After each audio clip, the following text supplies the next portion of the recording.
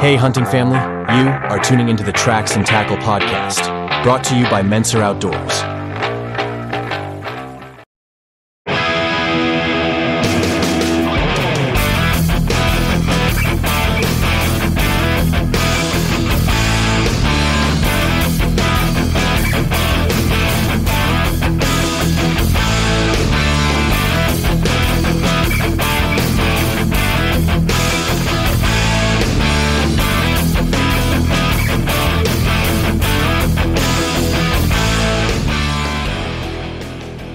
Hey there, hunting family. Welcome back to another episode of Tracks and Tackle, the podcast where we dive into everything from hunting tips to the wonders of the great outdoors. Today, we have a truly special guest joining us. I'm excited to introduce Bret Garretson from Alpine Honeybee Farm.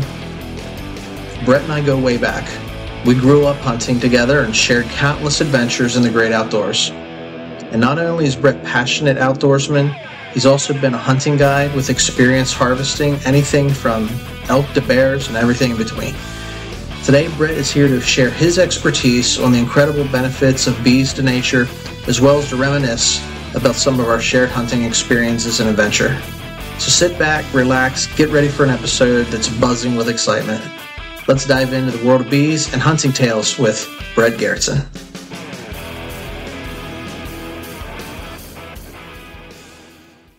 Hey there, hunting family. It's time to give a shout out to a company that's been keeping our communities moving since 1995. I'm talking about Interstate Garage Doors.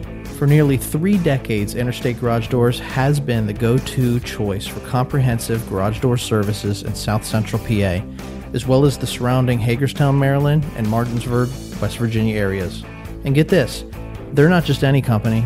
They're veteran-owned and family-operated, with a proud history of serving both residential and commercial clients. Their professional technicians are the real deal, offering top-notch installations from industry-leading manufacturers and expert repairs for all garage door makes and models. From residential garage doors to overhead doors and openers, Interstate Garage Doors does it all. So whether you're a hardworking contractor building homes or a homeowner looking for service or just needing an upgrade, you can trust Interstate Garage Doors to get the job done right. And hey, they're not just experts in garage doors, they're also experts in giving back to the community, sponsoring podcasts like Tracks and Tackle. Are you ready to experience the Interstate difference for yourself? If so, here's a little something extra for our loyal podcast listeners. Use promo code Tracks and Tackle when you contact Interstate so they know you heard about them here. Just visit igdoors.com today to get an estimate or request service, or give them a call at 717-263-3150. Don't wait. Take the first step towards a smoother, more secure garage today.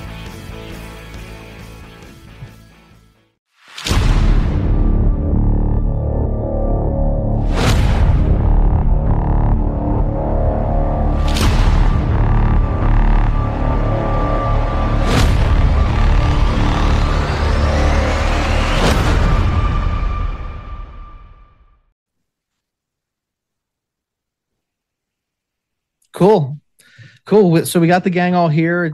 We took a little bit of time. I'm glad we started early. We hopped on early and worked out some technical issues. But great day today because we got an awesome guest for you guys. Bret is with us. So Bret, man, been looking forward to doing this. I'm glad that you said yes when I had reached out. And Bret and I grew up together. We sort of ran the hills here of the South Mountain in Pennsylvania and cut our teeth hunting and baseball and sports and high school. Brady, we went to elementary together. Bret and I were old enough that we remember when Bendersville named the mascot the Bulldog. What was it before the Bulldogs? I don't think there was a mascot before then. I don't remember, to be honest with you. But they don't even use the school anymore, Bret. Really? Yeah, it's did not know that either. They saw 2 young studs coming through, and they couldn't think of a better mascot. Yeah. Well, I guess I did know they consolidated Biglerville, Orangeville, Bendersville all together that was been quite a few years ago, I guess. Yeah, it's been a little bit. Yeah. Yeah. I had to jog my memory a little bit. So It's all good, bro. So how you been? And you're keeping up to date with current news all the way out west. I love it. yeah. Yeah. Well, doing well. And I appreciate you guys having me on. This is, as you well know, the technical difficulties were more on my end, and I'm not used to this type of thing. And I thought it would be kind of fun and reconnect and hopefully give the audience out there a little bit of info and an interesting chat. Yeah, yeah. So I mean, look, anybody to listen to this show, like they're sort of built like we are, and they love the outdoors, or they just are trying to, follow Brady or my story. So what we started to do, and we've been doing this for about a year, is what we started to do was just log our hunts and our events and stuff. And you've been to our cabin, we've hunted, and we've got a logbook I think I shared with you where we go up to the cabin and we just diary, hey, we were up and we put seed out, on a food plot this summer, or we were up and we did split firewood, or we were up and we, killed 3 buck and 12 doe, whatever happens while we're up there. And so Brady and we just started taking a lot of pictures and capturing video, and thought, man, it'd be great to just sit down and talk about this. And so we've been doing this for about a year, and we're trying to get like different guests on. And you and I had caught up a week or so ago, maybe a couple of weeks ago. And you had moved out west many years ago and sort of set up shop out there. And as we can see in the background, man, you got yourself a nice little spread. And after talking to you, I understand you're loving life. So just really happy that you came on. Yeah, absolutely. So out here in Southwest Montana right now, and you can see in the background, the haze is actually smoke from some fires. That the closest one there's one in Helena, which is northwest of where I'm at here. And then I think Oregon's on fire, California, so when there's fires west of us here, the jet stream just brings that smoke in. So otherwise you're getting robbed a little bit of the view, but it is fire season here. So that's kind of a thing we have out west here. That's a bit of a downer that didn't necessarily have to deal with much back east. But I did hear last year you guys had some smoke come through there, if I remember right. Yeah, they were real bad last year. Go ahead, Hollywood. It was different, for me, because I never experienced before. It was real hazy. Like everybody was staying inside. I was still out fishing, but yeah, you could tell it was on your breath, and end of the day, it's in your eyes. But it was different. But that's different to think that that's what you're kind of used to out there. Yeah, July, August, unfortunately, it's, well, even into September, depending moisture and this and that. So it's, it's always a thing, and it's just kind of how bad is it going to be and how long of duration are we going to deal with it. So we're kind of just getting into it right now. Had a fair amount of moisture leading up until now. And actually we had snow here June 20th. So that's kind of how drastic things are. We had 4 or 5 inches of snow June 20th, and then it turned like 90 degrees in town a week or so later. So yeah, it's been a really hot summer here. So hot and dry, and we need it, when the rain comes through, it's thunderstorm or something like that, but we need some good soaking. Here, I got to show you guys something here. So I see the deer right behind me. Yeah. Oh. Is that Tink? That is Tink. So she was hand raised by us.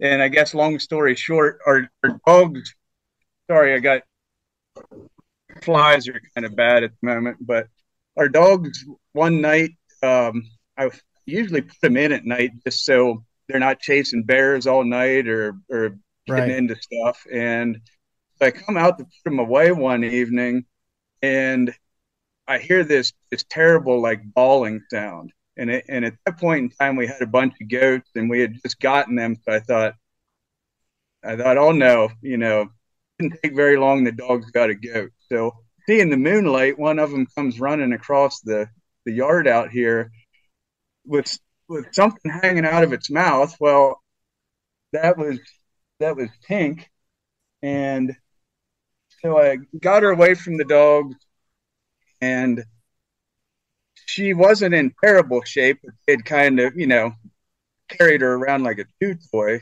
So Right. I sat her out there for the night and thought maybe mom would come back, slim chance, see what happened.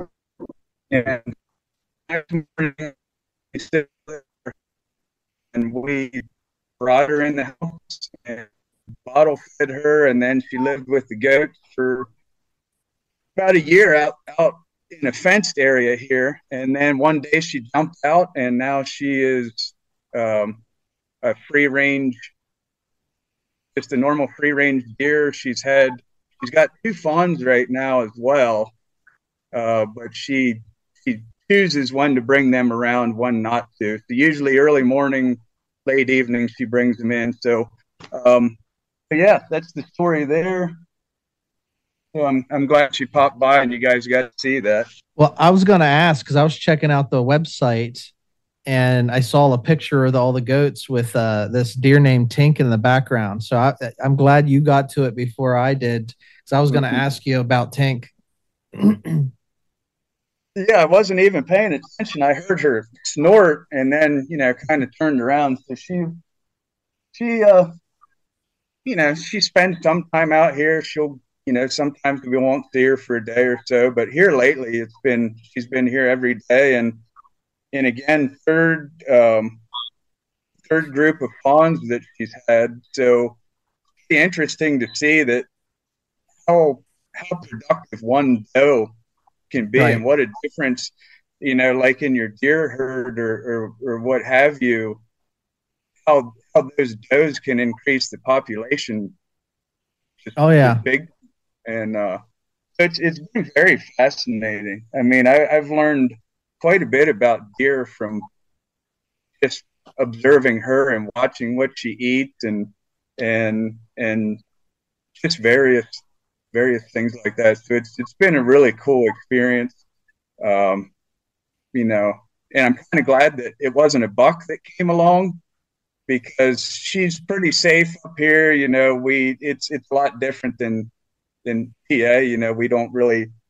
She probably hasn't seen any other hunters or anything like that. So, but the bucks may cover a little more territory, and once they get to a certain age, it'd kind of be hard to be, have them not be harvested, I guess. Sure.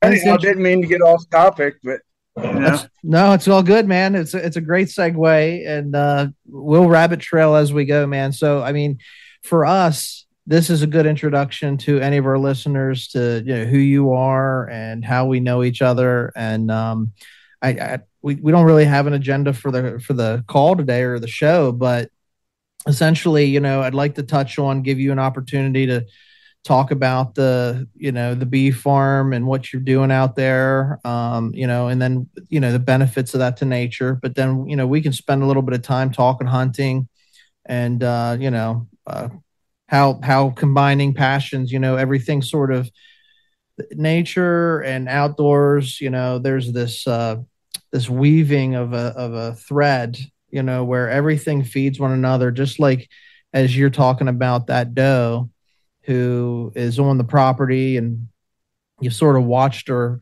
from baby on up. You learn things as you witness.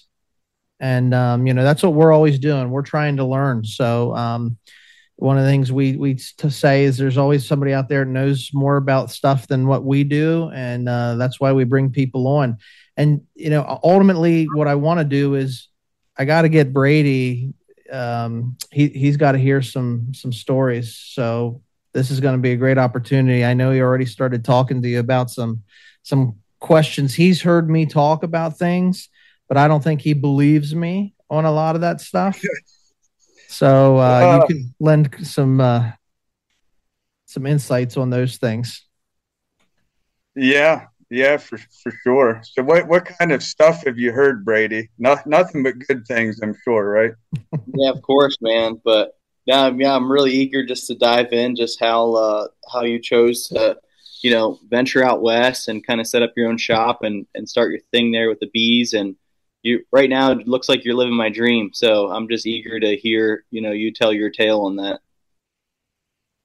Yeah. Well, if we want to get into that, I'd be more than happy to kind of tell you guys how that transpired, because honestly, I don't know if Ron and I ever really even, I know we kind of briefly kind of touch base on that, but really what got me out west here, of course, we all love the outdoors. We're all, we all love to hunt, fish, what have you. And, when I was back in PA, kind of just out of school, and I did go to did college at Hack and actually got a 2-year degree there, but did it part-time while trying to work. So it takes forever.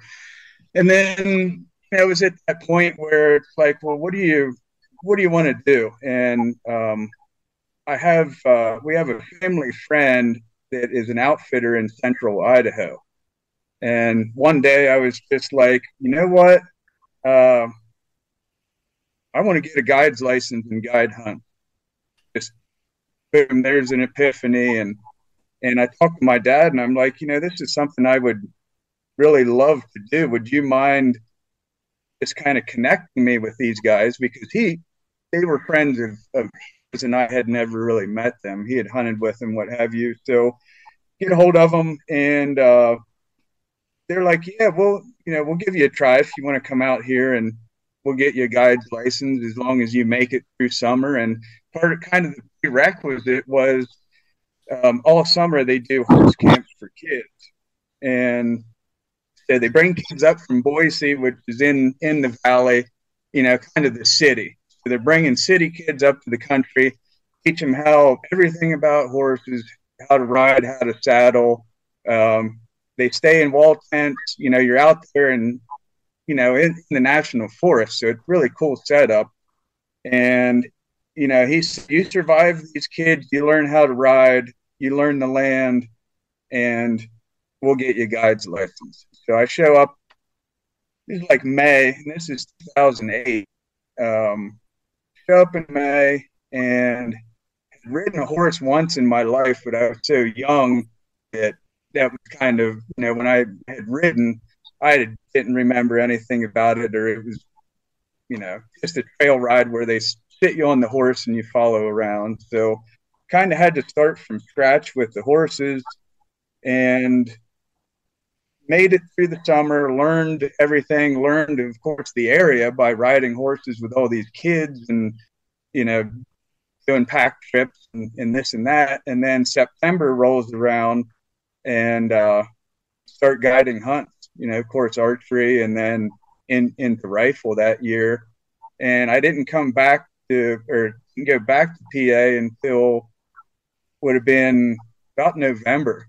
So lived in a wall tent from May through November that year out there in Idaho, and that planted the seed. After that, it was inevitable. I'm like, I'm going to be somewhere out here, and just don't know when or how it's going to happen. But, that's in a nutshell how I ended up out west here.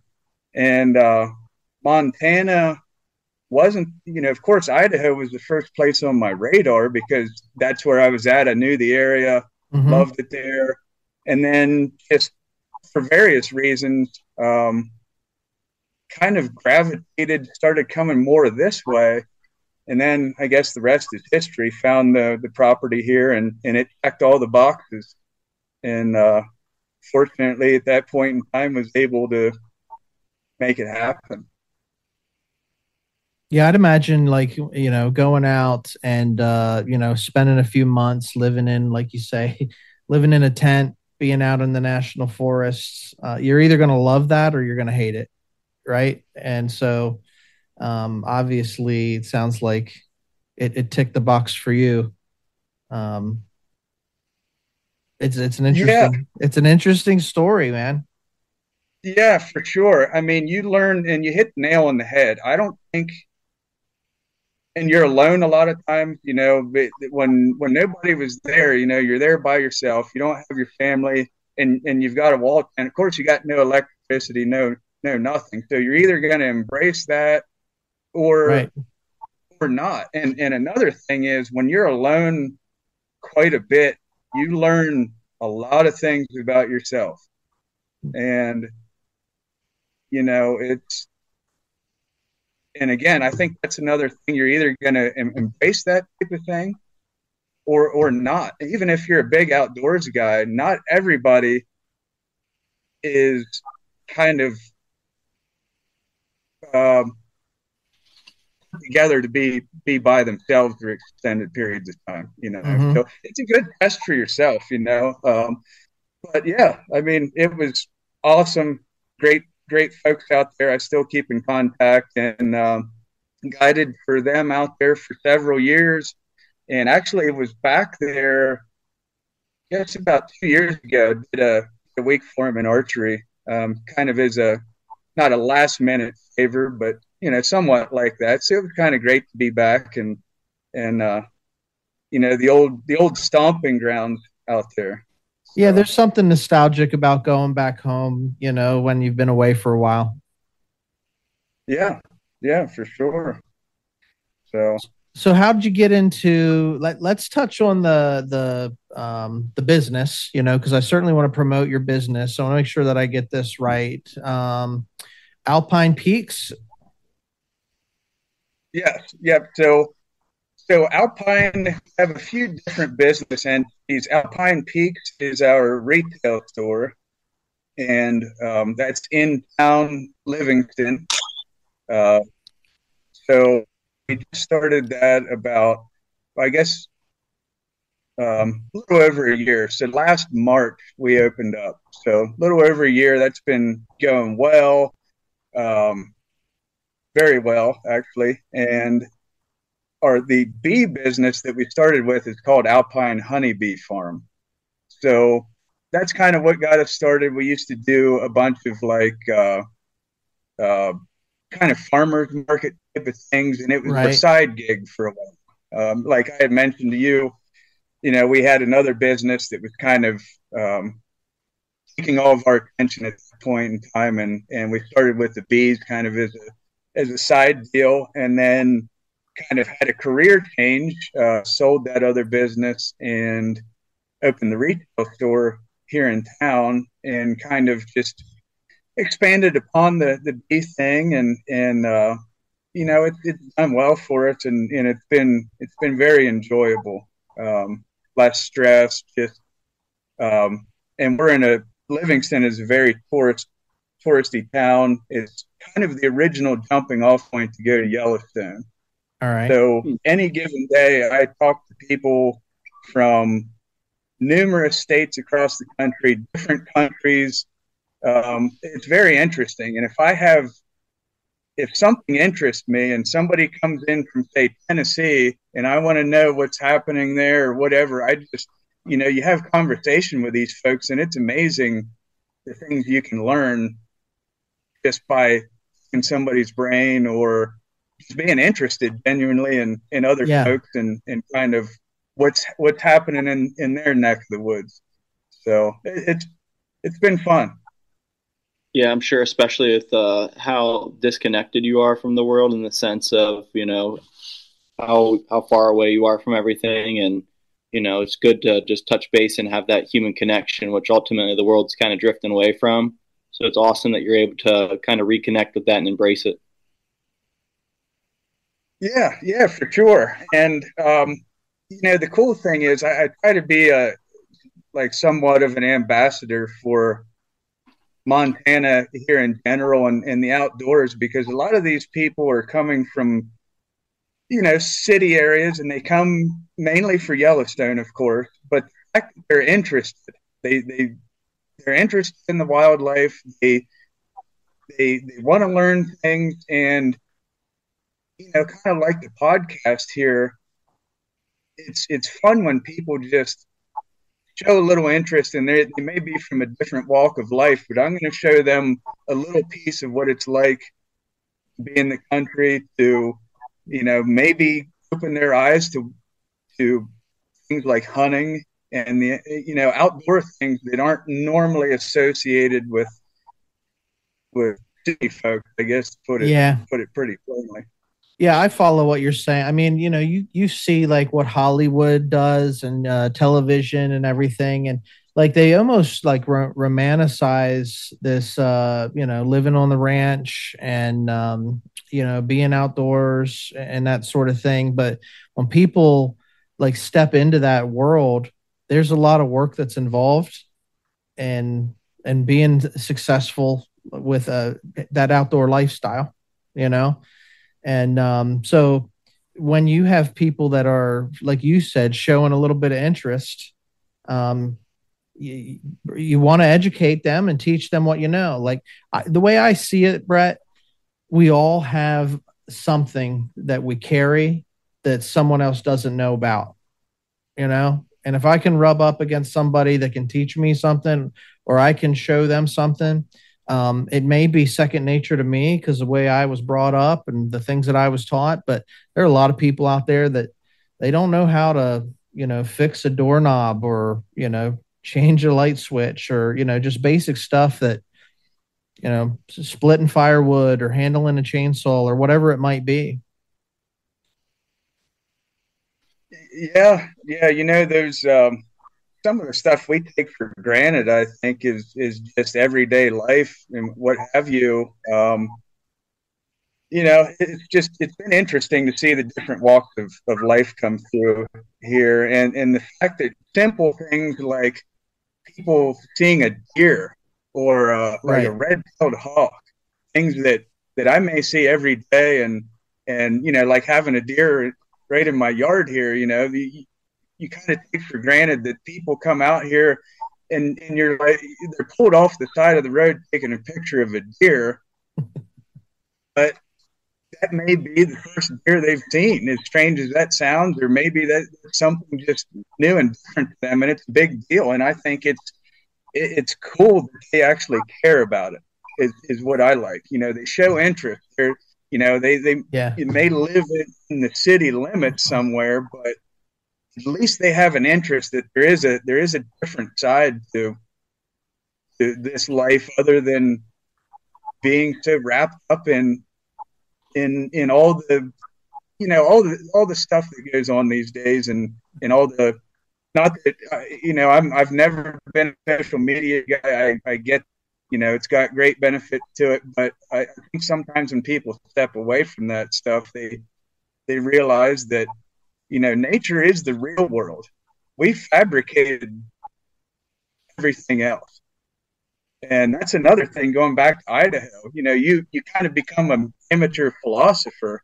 Mm-hmm. You realize this is what's real. And when you go back to town or the city or whatever, this is just stuff we've created, So I consider nature to be the real world. So when people say, I got to go back to the real world, to me, that doesn't mean you're going back to town. You know? I love that, man. Nature's the real world. We fabricated everything else. I'm so glad I'm so glad you chose to record where you're at right now rather than in your living room, man. That's one thing that I'm sitting here thinking. The light may not be the best, but yeah, I thought you guys would like it. Kind of give you a little glimpse of, kind of what I got out here in the front yard. Yeah, we love it, man. So tell me, I want to talk about what you're doing with the bees and the benefits of bees to nature. You said you give you give talks, right? You're, like you said, you're an advocate. So what is it that inspired you to get into that? I know you said it started out as a hobby, But then maybe I just give you the platform here and let you talk a little bit about the benefits to nature and conservation, how it all ties together. Yeah, yeah, sure. Just to start the whole bee thing, coming out to Montana, it was just the ability to have some form of livestock that didn't require attention every minute of every day, like horses or Right. how it goes. That It's hard you could work. actually, yeah, yeah. So we started getting kind of doing some research and getting into it, and also a lot of states have some tax benefits when you're in livestock, of course. So you know, like ag designations for your property and what have you. So of course that was kind of an appealing little thing on the side too. Mm-hmm. But um, just kind of grew, got some bees, grew the number of hives and just kept expanding and found out how fascinating they are. They're just so efficient. They're just everything they do to me is fascinating. So that was kind of the fun part. I didn't really know at that time that I would get so kind of enthusiastic about it. Um, but and so it grew from there, and now we work with a tour company, which we just started doing this year, and a friend of mine from Colorado works with this company, and so they actually come out, they do some glamping stuff here on the property, and then kind of an option for these folks is to add like a beekeeping experience, they call it, to their vacation. So they come down, they get suited up, and we kind of start with a briefing about a little bit about bees, and then of course they're here, they want to jump right in, they want to dig into the hives and see what's happening. And so we open a few hives, we show them a queen, we just kind of go over everything that is involved with it, and people are generally pretty fascinated with the bees, and that's been fun as well. And that kind of goes back to showing people some different things that maybe they haven't seen before. And back to, I guess, to answer your question about the benefits of having bees, of course everybody knows that the pollination and fruit production, crop production, stuff like that is that's kind of the first and foremost thing, I guess, as far as I apologize. It looks like I got a fly trying to crawl in the camera here. That's kind of the biggest thing. I'm not a big stats guy. I can't rattle off all these statistics about this percentage of that and what they actually do for the overall picture of everything. But I can tell you, as far as the outdoor enthusiast and food plots and gardens and stuff like that, if you've got some bees around, things thrive. Our lawn out here has turned into predominantly clover here lately, and I attribute that to the bees just taking care of everything, and it does make it more prolific. Even dandelions, and then some certain things you may not want. We have a bunch of they call them noxious weeds out here that kind of outcompete native grasses and things like that. And of course, those type of things will be a little more prolific too with bees around. But that's kind of the cool thing is you can see it firsthand. From the first year that we had bees till now, the amount of wildflowers, the amount of natural growth of everything out here around the property has been very noticeable. So it's kind of a cool thing the whole way around. And but yeah, go ahead, Ron. Yeah, no, I was just going to ask, for those people that are listening and might be interested in learning more, or what kind of products do you guys sell in the store? Because I know you can buy online, and I did check it out a little bit, but why don't you just let the listeners know? Like, I mean, obviously honey, but I know you guys are selling more than just honey, right? Yeah, for sure. We most people have heard of Burt's Bees, um, and kind of are familiar with the products they have. So we do a lot of things somewhat similar to Burt's Bees as far as different things that involve products from the hive, whether it be beeswax, propolis, what have you. So, of course, we have honey, we have lip balms, lotions, um, soaps, and then beyond that, we have and not necessarily related to the bees, but we have a whole section of canned goods and kind of we call it a country store, Alpine Peaks country store. So kind of bringing back more of the old school um, country store, I guess Yeah. is just the best way to put it.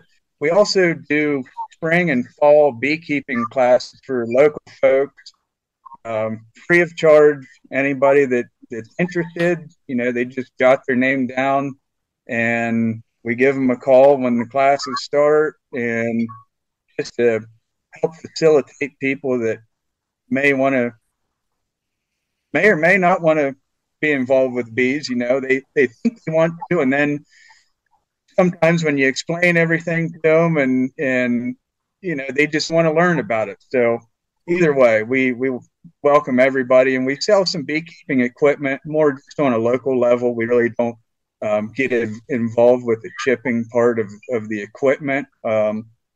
We'll sell suits, boxes, hive boxes, all the necessary equipment for somebody to get started.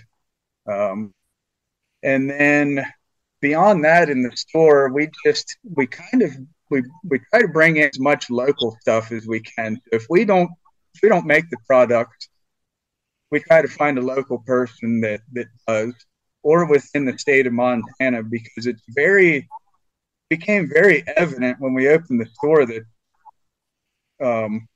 not just local folks, but tourists, they all want Montana stuff. They Hmm. want to know it was made here. They want to know they're infatuated with it. So we try to keep everything as local as possible. But and it's been fun kind of sourcing stuff. I mean, we have some random stuff in there from knives to um, cups made out of cattle horns to just Right. all kinds of cool stuff. That's been fun as well. Just figuring out interesting things we can bring in and what have you. So I love it, um, man. I'm gonna have to come out and visit and check it out for sure. oh, absolutely, yeah, Yeah, put her name on that B list. I think it's so neat and fascinating because I'm sure similar to how you started with your guiding services, which I'm not sure if you're still keeping up with that, which you probably are, but you got apprenticed in and you kind of learned the craft from another guy, and I'm sure with the beehive stuff you had to learn from someone that knew a lot about it, and now you're giving back to the community and the local community and just passing the torch.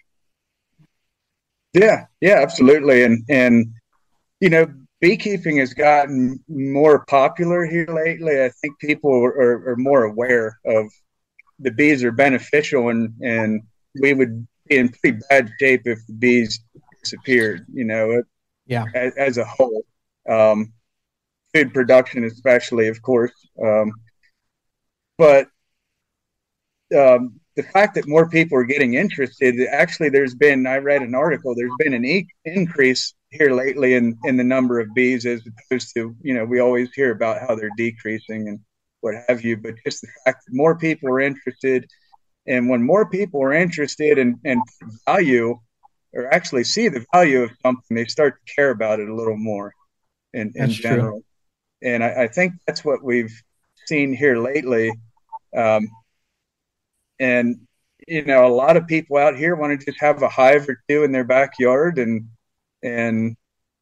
of course, the more people that do that, the more bees we have out there, and the more chance that we have that they don't go back to a place where they're in trouble or what have you.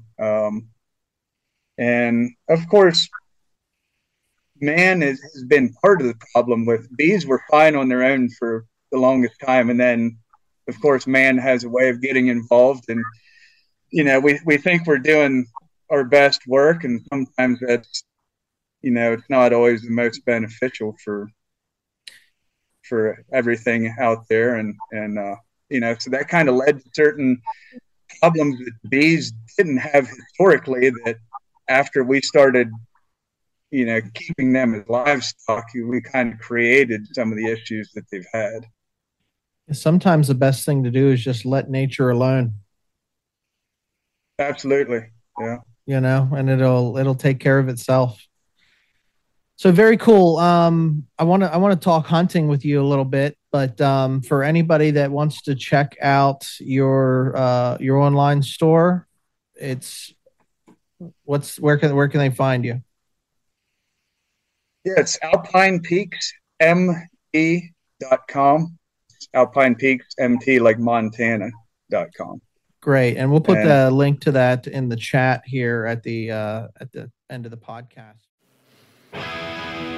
Well, hunting family, that wraps up part 1 of our interview with Bret Garretson. We've had a fantastic time hearing about Bret's journey moving west, discovering his passion for the outdoors, and learning about the incredible benefits of beekeeping, along with his thriving business, Alpine Peaks. If you've enjoyed this episode, please make sure to like, share, subscribe to Tracks and Tackle. Your support means the world to us, and it helps keep the podcast going.